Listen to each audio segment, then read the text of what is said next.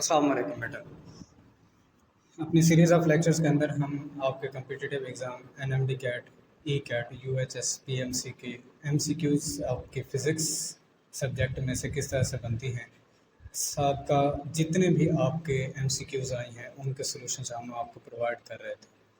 अपने सबका लेक्चर के अंदर chapter number 3 motion and force और इसके दो टॉपिक थे इक्वेशंस ऑफ मोशन और ग्राफ से मुतालिक इनकी एमसीक्यूज़ कैसे आई हुई हैं, इनके सॉल्यूशंस हमने देखे थे। आज के टॉपिक के अंदर भी हमें उसी कंसेप्ट का इस्तेमाल करना है। 11th एमसीक्यूज़ है in the given VT graph the distance travelled by the body in 5 second will be. ये इस बेटा किसी एक बॉडी का वीटी ग्राफ है। ऑप्शन ए है आपके पास बेटा 100 मीटर, बी ऑप्शन है 80 मीटर का, सी ऑप्शन है बेटा 40 मीटर और डी ऑप्शन है बेटा 20 मीटर का। एमसीक्यूज़ बेटा आपसे ई कैट 2011 में पूछी गई है।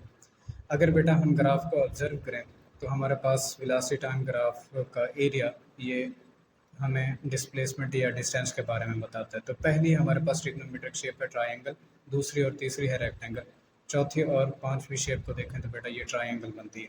एरिया ऑफ ट्रायंगल फार्मूला बेटा होता है 1/2 हाइट इंटू लेंथ। अब पहली ट्रायंगल के लिए जब इसकी वैल्यूज़ को रिप्लेस करेंगे तो 1/2 हाइट है बेटा 20 और लेंथ है 2 तो आंसर 20 रहेगा।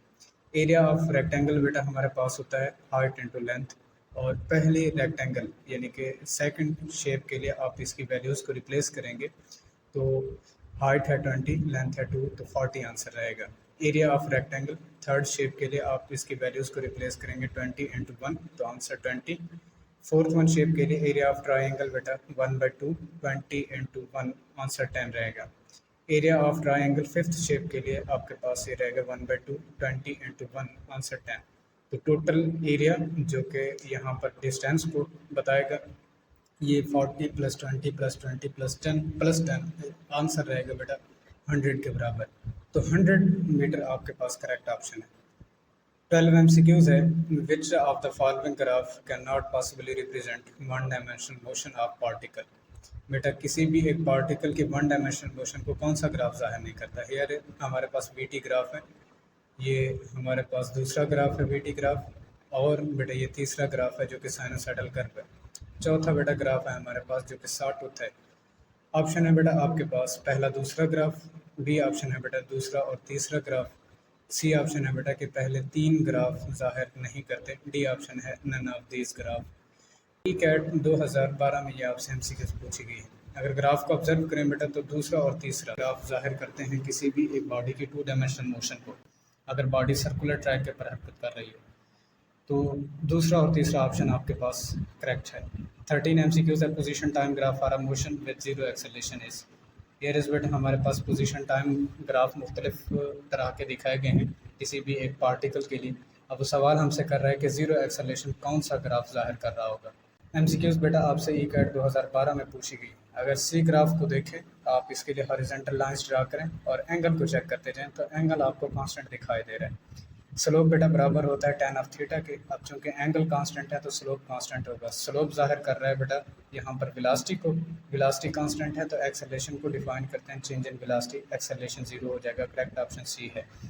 13 एमसीक्यूज़ है बेटा आपके पास which one graph correctly represents the variation of acceleration with displacement.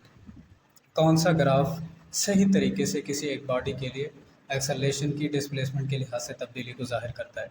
तो यहाँ पर आपको मुख्तलिफ तरह के एक्सेलरेशन डिस्प्लेसमेंट ग्राफ दिए गए हैं किसी भी एक बॉडी के लिए, आपने इनमें से एक ग्राफ सेलेक्ट करना है। एमसीक्यूज़ बेटा ई कैट 2013 में आपसे पूछी गई है। अगर बेटा यहाँ पर ऑब्ज़र्व करें हम, ये मुख्तलिफ तरह के ग्राफ हमें दिए गए थे ए बी सी और डी ऑप्शंस के अंदर। अब पहले ग्राफ के लिए देखें कि इस ग्राफ को अगर बेटा ऑब्जर्व करें तो इसका पॉजिटिव स्लोप है लेकिन नेगेटिव इंटरसेप्ट इसके बनेंगे, तो ये ऑप्शन आपके पास ठीक है। 14 एमसीक्यूज़ है which one of the following graph describe the motion of a particle initially in positive direction with constant negative acceleration. ये ऑप्शन है बेटा आपके पास एयरस वीटी ग्राफ है और इस तरह के ग्राफ के लिए हमने बताना है कि पार्टिकल के पहले तो पॉजिटिव डायरेक्शन में मोशन रहे फिर कांस्टेंट नेगेटिव एक्सेलरेशन बन जाए। तो इस तरह के ग्राफ की हमने यहाँ पर आइडेंटिफिकेशन करनी है। यूएचएस 2010 में ये आपसे एमसीक्यूज़ पूछी गई है। बेटा ग्राफ हमारे पास मुख्तलिफ शेप के, ये पहला ग्राफ था और ये था हमारे पास बेटा दूसरा ग्राफ, स्ट्रेट लाइन है मगर सेंटर में से पास नहीं करता। तीसरा ग्राफ बेटा हमारे पास स्ट्रेट लाइन है, सेंटर में से पास नहीं करता। तो पहले ग्राफ में स्लोप नेगेटिव एक्सेलरेशन को बेटा जाहिर कर रहा है, दूसरे ग्राफ में स्लोप कांस्टेंट है, तो एक्सेलरेशन बेटा आपके पास 0 हो जाएगा। और तीसरे ग्राफ को अगर देखें तो बेटा इसका स्लोप कांस्टेंट है, डिक्रीजिंग, और ए आपके पास बेटा यहाँ पर नेगेटिव हो जाएगा। तो ये थर्ड ग्राफ बेटा सही है, हमारे पास करेक्ट ऑप्शन है। 15 MCQs है। The given 80 graph represent which of the following physical situation. ये हमारे पास एक्सेलरेशन टाइम ग्राफ दिया गया है, वो हमसे सवाल कर रहा है ये किस तरह की सिचुएशन को जाहिर करेगा। Ball moving with uniform speed hit by a bat for a very short interval of time. B option हमारे पास है बेटा ball in free fall. C option है car moving with constant velocity on straight route. ये रिस बेटा हमारे पास ये ग्राफ है। इस ग्राफ को अगर ऑब्जर्व करें तो ये एक ऐसी बॉल का ग्राफ है जिसको बैट से हिट किया गया है, जिसकी वेलोसिटी हर लम्हा चेंज होती रहती है टाइम के लिहाज से। ये MCQs बेटा आपसे UHS 2011 में पूछी जा चुकी है। तो ये थी कुछ हमारी बेसिक बेटा MCQs जिनको हमने बेटा डिस्कस करना था, मुख्तलिफ तरह के ग्राफ और इक्वेशंस ऑफ मोशन में से।